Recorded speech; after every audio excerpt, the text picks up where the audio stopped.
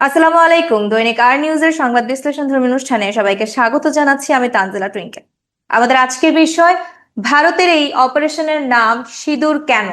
সম্প্রতি ভারতীয় সরকার দাবি করেছিলেন যে পেহেলগ্রামে যে জঙ্গি হামলায় নিহত হয়েছেন তারা বেশিরভাগই হিন্দু ধর্মাবলম্বী। ওইখানে পুরুষদের যে মারা হয়েছে সে যেহেতু নারীরা বিধবা হয়েছেন, সেক্ষেত্রে রক্তের রং যেহেতু লাল, সিঁদুরের রঙও কিন্তু লাল হবে। এবং ভারতীয় নারীরা সিঁদুরকে অনেক সম্মানের চোখে দেখেন, যার কারণে এই নামকরণ করা হয়েছে সিঁদুর। এবং এই অপারেশন সিঁদুর মঙ্গলবার মধ্যরাতের পর ঠিক যেন গর্জে উঠল ভারতের সেই যুদ্ধ বিমান, একের পর এক টার্গেট হামলা চালাতে লাগলো। তাতে পাকিস্তান একের পর এক টার্গেট হামলা চালাতে লাগলো। এতে যেটা হলো যে নিয়ন্ত্রিত আজাদ কাশ্মীরের কমপক্ষে 31 জন নিহত হয়েছে ইতোমধ্যে, এবং ধ্বংস হয়েছে বেশ কিছু স্থাপনাও।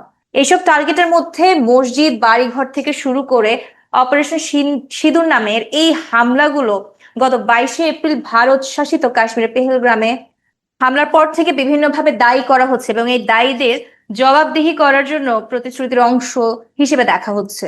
এদিকে বরাবরই পাকিস্তানের জন্য দায়ীদের জবাবদিহি করার প্রস্তুতির অংশ হিসেবে দেখা হচ্ছে। এদিকে বরাবরই পাকিস্তান এই হামলার সাথে জড়িত থাকার যে কথা তা বরাবরই কিন্তু অস্বীকার করে যাচ্ছেন। সেই সাথে বিনা উস্কানিতে ভারত যে হামলাটা চালিয়েছে এটিকে আগ্রাসন বলে দাবি করেছেন শেহবাজ শরীফ।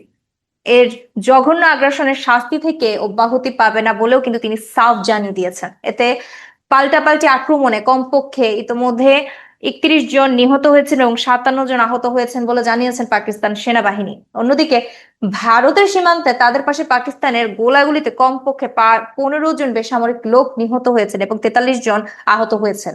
এদিকে 5টি ভারতীয় বিমান ও একটি ড্রোন গুলি করে ভূপাতিত করে দিয়েছে পাকিস্তান। এই এতগুলো প্রাণ যে ঝরে যাচ্ছে, এতে করে আসলে কার কি লাভ হলো? ক্ষতি হলো মানবতার।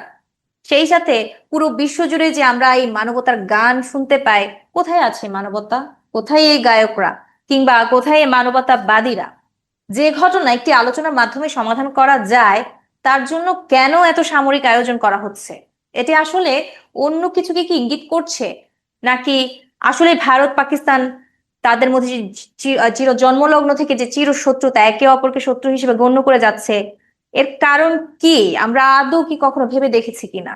সবাই শুধু ক্ষমতার দম্ভই দেখাতে চায়, কিন্তু এর যখন কারণ খুঁজতে যায় তখন দেখা যায় ক্ষমতার দম্ভের কারণেই এইসব ঘটনাগুলো ঘটে থাকে চিরতরে। আর এই দম্ভগুলোর জন্যই কিন্তু যুগ যুগ ধরে নারীদেরকে সামনের কাতারে পাঠানো হয়েছে, এবং অপারেশন সিঁদুরও কিন্তু তাই দেখাচ্ছে বাস্তব উদাহরণ হিসেবে।